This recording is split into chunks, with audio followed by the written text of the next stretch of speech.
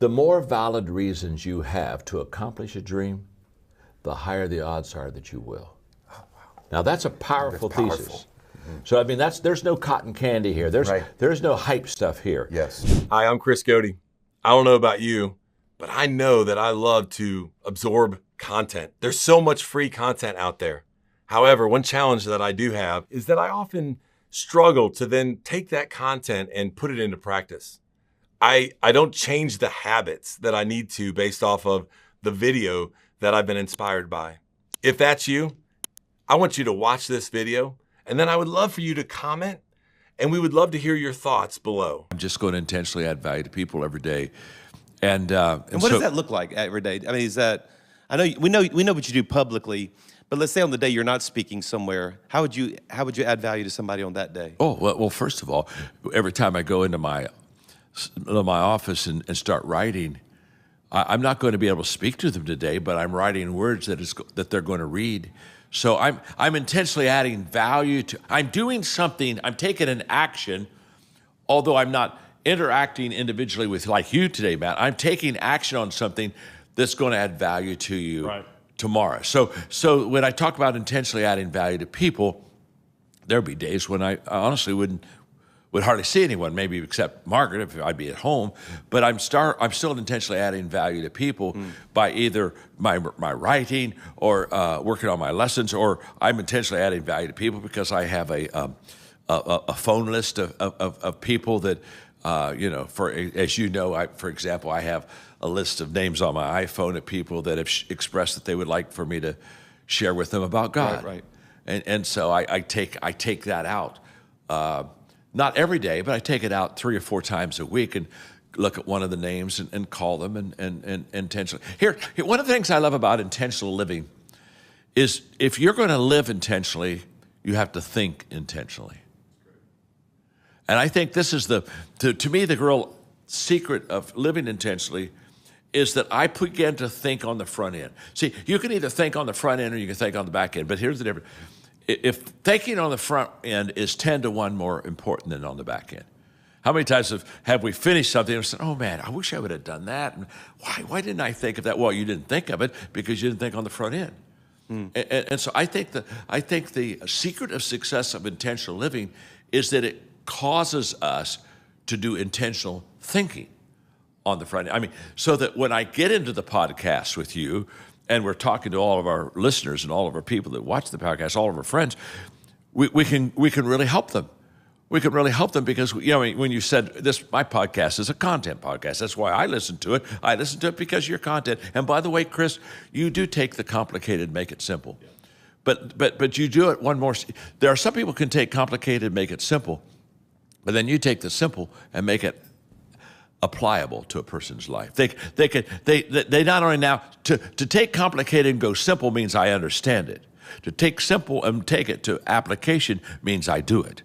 And so you have 2 steps, I think, and I think that's your secret sauce. If somebody said, what's Chris Hodges do better than anybody I know, I would tell them he takes complicated, makes it simple, then he takes simple and makes it applicable to a person's life. Does that make sense? Oh, absolutely. And one of the things that you did for me, because you've been mentoring me for almost 20 years now, and beautiful 20 years. Well, it has been, and honestly, and I can't say thank you enough and tell you how much I love you. Yeah, I love you too. I deeply love you. Precious friend. But one of the greatest gifts you gave me is being able to think it on the front end and even write it out.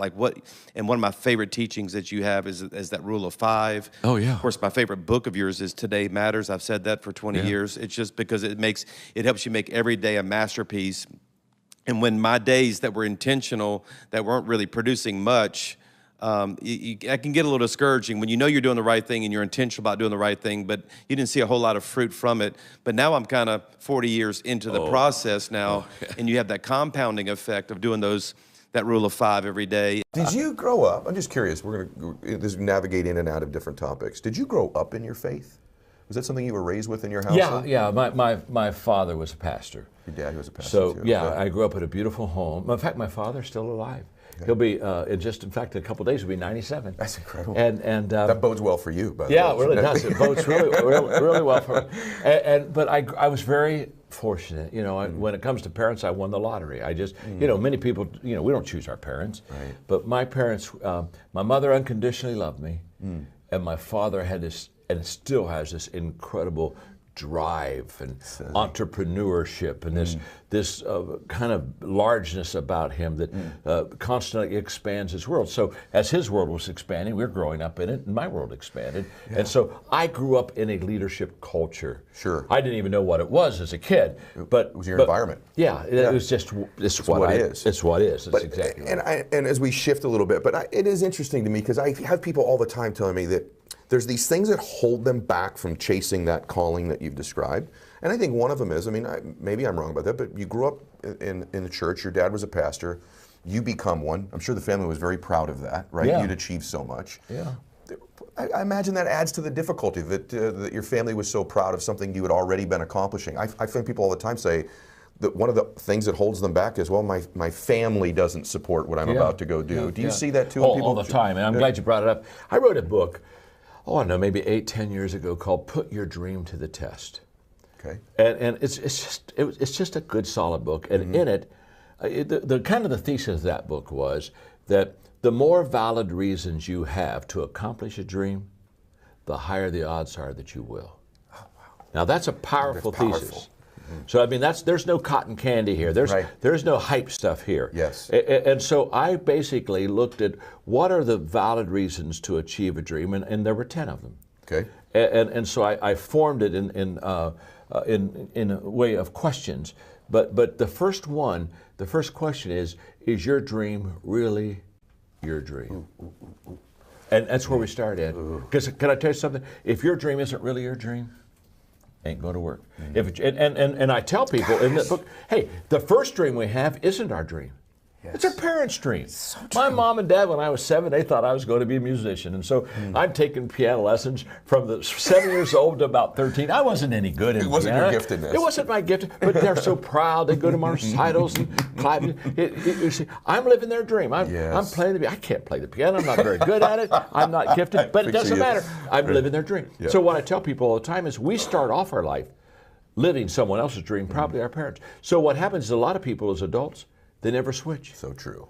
And so they're still living someone else's dream. And again, it's like a biblical analogy. It's King, or David before he was king, putting on King Saul's armor. Yes. It's not fitting, and he's staggering around there. Well, I know a lot of people, they're putting on someone else's armor, and they just aren't going to achieve because it's not who they are. It's not their dream. Yeah, that's, by the way, everybody listening, just go back about 1.5 minutes and listen to that again, please, because that is so absolutely golden true.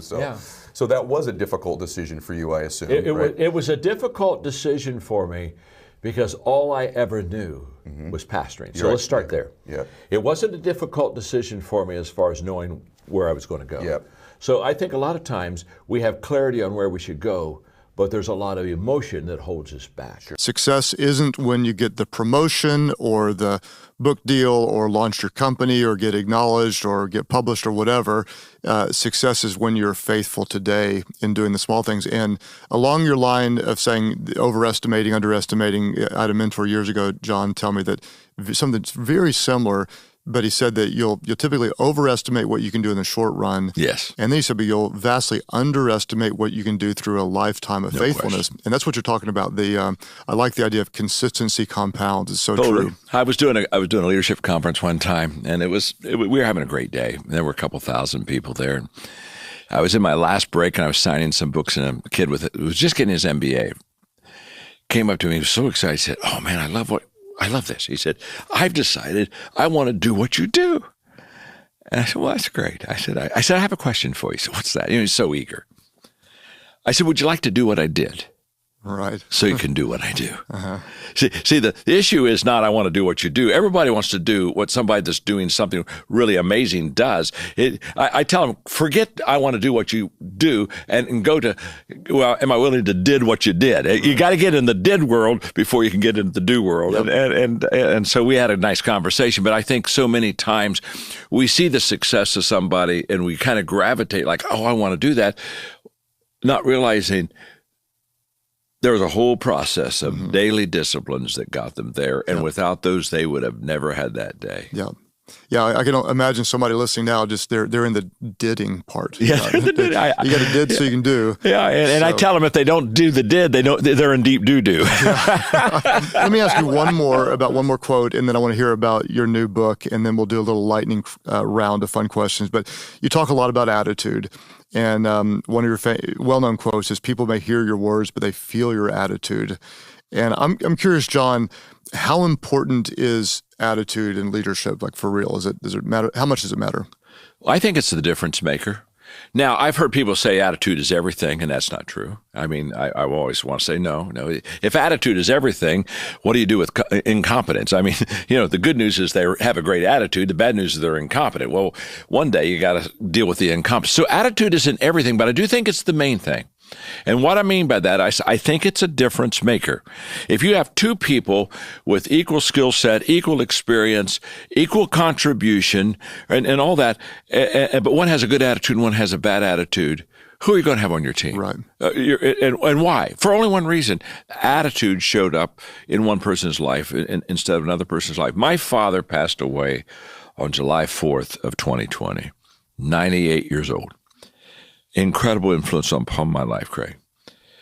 And 2 days before he died, I sat by his bedside for 3 hours. And I sat down with him, and I shared with him every lesson that he taught me. And as I would share with him every lesson he taught me, I would say to him, I learned the lesson from your words first, but I remember the lesson because of your actions. Wow. You backed it up with your life. Mm-hmm. And I think that everything that we say is backed up by our spirit, by our attitude. It's kind of like what you said was true, but your attitude made it palatable. Mm-hmm. It made it something that gave me a hunger to have. And I think that attitude is and it's a choice. One other thing, attitude's a choice. Something so important we get to choose. A lot of things I'm unable to do because I don't have skill sets, but everybody can pass the attitude test if they want. How do I do that? How do you do that? How do we take something bad and make it better? We have to be intentional. What I'm going to give you can't be accidental. It has to be intentional. I have to be intentional in 6 things right now. I have to be intentional, first of all, in my personal time. I have a more personal time than I've ever had before because I've had a whole bunch of stuff canceled in my life. So what am I going to do in the time that I have? And I hope the answer is not watch TV. I don't mean this unkindly. TV's fine. But I hope we're going to upgrade ourselves just a little bit. For example, for me, on my desk, if you went into my home right now, on my desk on the left side, right here on my desk are 6 books. 6 books that I have purposely, intentionally picked out and said, okay, in this downtime, I'm going to read these books. Now, I haven't been able to get to them until now, but I can, and so I'm going to read those books. I'm also going to make it a time of exercise. I'm going to make it a time of trying to get a little bit better and healthy and eat a little bit better in that whole process. Okay, well, that's personal. But what the question is what are you going to do with your personal time? You've got to be intentional. I challenge you to be intentional in your personal time to do something that'll make you better. Number 2, your family time. What are you going to do in your family time? I mean, you're having more family time than ever before. Margaret and I have kind of developed a list of movies that we kind of want to see at home, perhaps together, and we're going to take more walks than we've taken before. In other words, what are you going to do with your family that's just going to be positive? Maybe with your family you would want to sit down and share what I'm teaching. Wow, wouldn't that be good? Sit and gather them around and say, look, this is how we need to be thinking. Here's how we need to be acting during a crisis time. Okay, how about catch-up time? How about your catch-up time? That's the third area. And I'm not talking about ketchup that you put on with fries. I'm talking about CATH. I can catch up on some things that I would have never gotten to. And things like, mundane things like commitment I've made is to clean my closet out. That closet's need to be cleaned out for 3 years. Every time I go into it, it just looks at me and says, clean me out, clean me out. And I've ignored it. But I got a little time. I'm going to do that. But I'm also I'm going to have some time now to really give to a new book that I'm writing that I'm very excited that's going to come out soon. And so now I can really focus on that book. Okay, how about, here's a good one for you. Number 4, be intentional in your adding value time. Okay. In a crisis, people need encouragement and added value more than any other time. So why don't you every day write down one name of a person that you need to encourage, a call that you need to make, just a touch that say, I'm going to add value to these people today. Get intentional. You'll be surprised not only how it'll help the people, but how it'll help you. Number 5, I'm a person of faith. You don't have to listen to this, but I have what I call my faith time. What am I going to do as a person of faith? Well, one of the things I'm going to do is I'm going to develop my trust muscle. I'm going to really work on that. And a trust muscle basically means I'm going to have to trust God to give me strength and peace when I don't have all the answers. And by the way, if you're not a person of faith, you go ahead and do that. You'll find out how he'll help you too. He's no respecter of persons. He loves you every bit as much as he loves me. But I'm going to work on my trust muscles. I'm going to work on my gratitude now, because gratitude is most hard to express during difficult times. And I'm going to work on my prayer life. In fact, I spent time in prayer for you today. Okay, just asking God to give you strength during this time. And then, okay. The 6th thing I want you to work on is your thinking time. Your thinking time. And I want you to put yourself through a positive grid. This morning, I wrote 3 questions I want you to consider every day as you think. Question number 1, how will this crisis make me better? It's a great question. Give yourself 10 minutes, 15 minutes every day and say, okay, I'm going to write these questions down. I'm going to think upon this. How will this crisis make me better?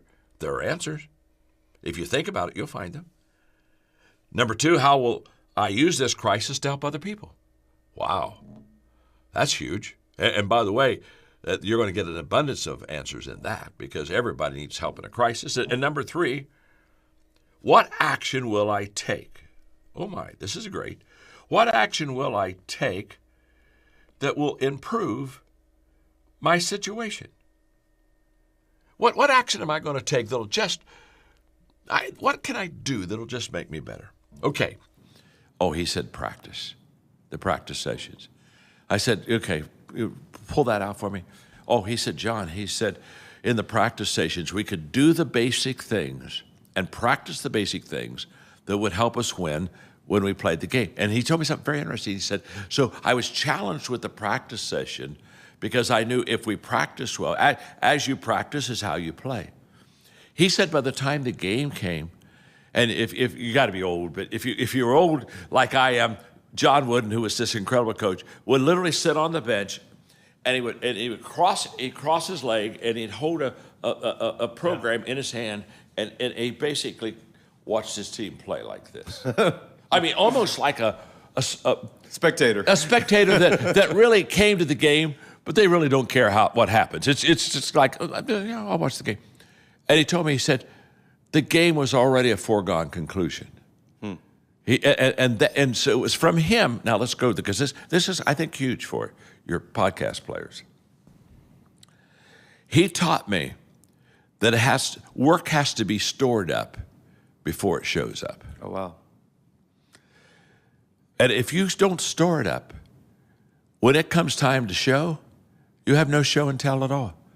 And so he taught me, he said, and that's where the compounding comes. In the beginning of whatever we do in life, we're doing a lot of good things, but it doesn't show up. And you just say, wow, I don't know, should I keep doing this? And sometimes because it doesn't show up, we quit.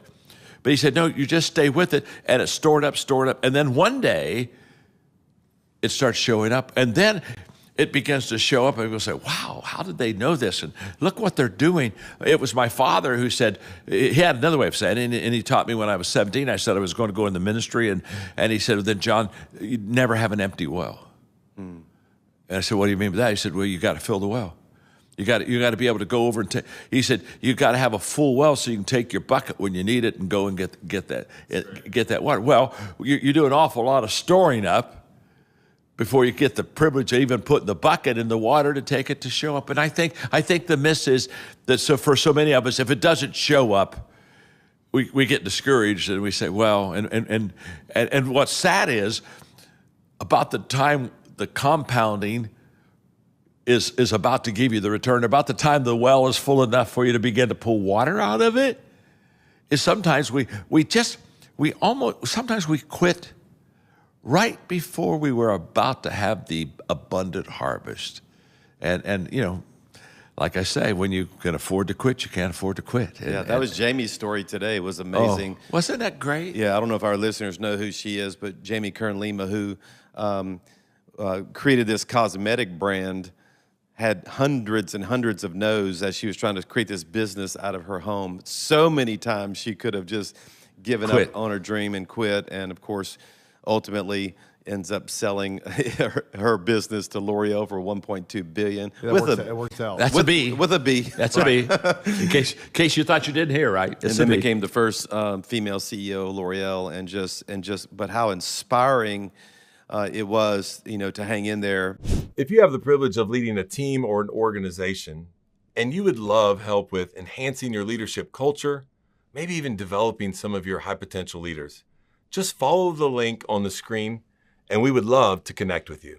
And it's all about, I happen to have a copy here, Change Your World, how anyone, anywhere can make a difference. And can you tell us a little bit about, do you really believe that someone listening right now, wherever they are in the middle of a difficult time, do you really believe they can make a difference in the world? I not only really believe that you can make a difference and change your world, I really believe you better make a difference. Here's the first. I think that to change your world, you have to have anger of the way things are, but hope that things can get better. And anger without hope puts you into desperate straits. Hope without anger is too Pollyanna, and hope without anger, you won't pay a price. There's a price to change your world you have to pay, and if you don't have a little bit of anger, you're not going to be sincere enough about paying that price. So in Change Your World, first, the whole premise is very simple. Quit waiting for someone else to change your world. And I wanted to start with a book that would allow people to have hope and say, okay, I can do something about where I am. And I think that's where we start. Mm-hmm. So the book is based on values. In fact, here's the thesis.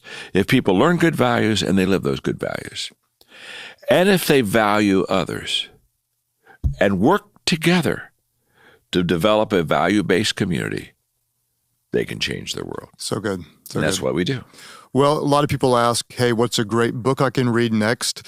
How can I grow in my leadership? So I'll just say to whoever's asking, Change Your World. And also the John Maxwell Leadership Podcast is a must listen for people.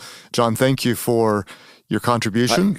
I can't let you go yet because I got to tell you, I listen to your podcast all the time, and I text you. I tell you the things that you're every time I listen to your podcast, I learn something. I have never listened, and I know I do leadership. I got it. But every time I hear you talk about leadership, there's something that you give me, and I get to take away. I mean, I've got a whole Craig Rochelle leadership file that's going to get in my book someday, of which I'll give you credit but no royalties, but I'll give you all the credit in the world. But the point of it is, you're a terrific leader. Thank you. And I listen to your leadership podcast because I always learn from you. So thank you for how you're helping me, making a difference in my life. Well, I'm humbled that you listen. Yeah. Thank you. Lightning round, just for fun. Just for fun. Besides Change Your World, what's your favorite John Maxwell book? Today Matters. Today Matters. Yeah. Biggest leadership pet peeve, what makes you crazy? Leaders not valuing people. Mm-hmm. Favorite thing that you drink during the day? And I just put that during the day for some reason. My excess drink. It probably 2 of them in the morning by 10:30 that just keeps me caffeined up. There you go. I've got something similar. I didn't know we were going to talk about my sins today. But anyway. Last new thing you've tried? Well, I did try just on basically flat surface. I just came back from Jackson Hole. And I never did I skied, but I never snowboarded. And so I just thought I would just try, not really snowboard, but just get in it and just feel how that board was. And I got in it and I felt flat on my butt and I got out of it And it was the last thing I tried, and I wasn't any good at it. But at least you tried. At least I tried. At least I wasn't on a hill where I could really hurt myself. There you go. Yeah. Favorite movie? Oh, Braveheart. Oh, I don't know. Lincoln. I loved the movie 3 years ago on Lincoln. That came off of Doris Kearns Goodwin's book. Braveheart, Lincoln. In fact, my favorite movies, I break them down and do leadership lessons off of it. Excellent. Yep. Yeah. So anyway, yeah, I felt terrible. I remember how bad I felt, and I said, David, how can I? I'm so sorry. Please forgive me. And I what was so beautiful is he looked at me and he smiled and he said, I know that you didn't do this intentionally. And you're totally forgiven, and we'll never talk about it again. And I remember how I just felt a whole weight come off of me, and that drew me even closer in my friendship to him. Sure, because he was so kind to me, and he was so ready to say you're forgiven. And so when I say everybody needs forgiveness, to forgive everybody, I need forgiveness. There are times, I mean, and what a fool I am to think, even at 75. That I'm not going to have to go back to, maybe it's to Margaret, my wife. I mean, hello. But, and look at somebody and say, you know what? I was wrong there. I missed that. Right. Would you forgive me? And the moment I taught that, certainly today, you could feel in the room, everybody in that room either needed to forgive somebody they hadn't forgiven, or they needed somebody to give them forgiveness. Right. I forget the writer. He was so famous. But he wrote at the capital city. Ernest Hemingway. Yeah. And he tells about Paco, who a son of and the father had a bad relationship, and the son went home, and they lived in Madrid, and the father couldn't handle the fact that, that he and his son were strained in the relationship, and so he put in the newspaper, Paco, meet me tomorrow at noon at the fountain at the square. All is forgiven. Love, Dad. And the next day, when he went to the square, there were 700 Pacos that showed up. Oh, wow. And I thought, isn't that the way it is? We either need to be on the I'm forgiving you side, or I need to be forgiven. That was actually one of the powerful moments too in Jamie's story, as she talks about one of the yes. business executives that she pitched to that she had great respect for. She had actually thought she had closed the deal. She was right up to the moment. And they said, we love your product, but the answer is no. Yep. And she said, can you tell me why? And he goes, well, if you really want to know the truth, I mean, you're asking for it. But if you want to know the truth is, you don't have the right body figure. Yep. And you don't look the part to be a beauty executive or the owner of a cosmetic company. I don't think the clientele is going to receive from somebody who looks like you. And I was expecting her to have a little bit more different side of this story, how, she had to work through bitterness and anger and forgive over. And I think what makes her such a remarkable leader was she immediately did not let that land in her heart. Yeah, that's right. She talked about she had that knowing on the inside of what she was called to do, and we even talked about it at lunch afterwards, how she has this ability to not let it land. I think one of the problems with a lot of the leaders today, John, and the reason why they don't lead so well is they're letting too many things land. I do too. And it's a louder voice than the knower on the inside. So they've allowed the outside voice, even voices they've never met before, define who they are, help them think who they are, and they're not letting the thing they know by their own creator define who they are. So they're letting this other voice, this outside voice, dominate that calling, that surety that is in their spirit. And I've said this in our Q&A session, that if I could wave the magic wand and give leaders one quality, it would be that security, that certainty of their lane, their assignment, their calling. I call it my portion. I know my portion. I don't covet anybody else's portion. So when somebody criticizes me, that's fine with me. I know what I'm here to do. Here we go. Perspective principles. How we view things is how we do things. I'll give you probably maybe 3 now, and then tomorrow I'm going to give you 8, okay? So I think there are about 11 perspective principles. So don't miss what I'm going to give you tomorrow, but I'm going to give you 3 right now. Number 1, everything worthwhile is uphill. If you've heard me do any teaching at all, because I wrote a book called Intentional Living, you've watched me use the visualization of everything is worthwhile, it's uphill, and I put my arm in the air, and I just basically say, up at the top are my dreams, my hopes, my ambitions, my desires. Everything good, it's up there. It's not down here. I got to climb to get it. Now, when I say everything worthwhile is uphill, let me tell you the difference between in average times and in crisis times. In average times, everything worthwhile is uphill. And during times of crisis, everything worthwhile is uphill. It's just a higher hill to climb. But we still can climb it. You see, we are not given an overcoming life. We are giving life to overcome. There's a world of difference. I'm not entitled to winning. I'm not entitled to have an overcoming life, but I am entitled to having a life of which I can choose to be an overcomer. I'm telling you, my name is John, I'm your friend. Life's not easy. It's all uphill. Always has been, always will be. The problem is we have uphill hopes, we have downhill habits. And downhill isn't going to get us where we want to get. So, I could give you all kind of examples. People hear me speak. I'm talking to you now. And people say, John, you're a terrific communicator. Well, I wasn't always a terrific communicator. If you're like me, you watch a video like that from Maxwell Leadership and you just get inspired. I love how it's so practical. It just makes a lot of sense. But here's the challenge. We have to commit to each other. We have to commit to change, both in our personal lives and also our professional lives. Looking for more information about the Maxwell Leadership Certified Team? Follow the link below to learn more. We can't wait to hear from you and add value to your lives.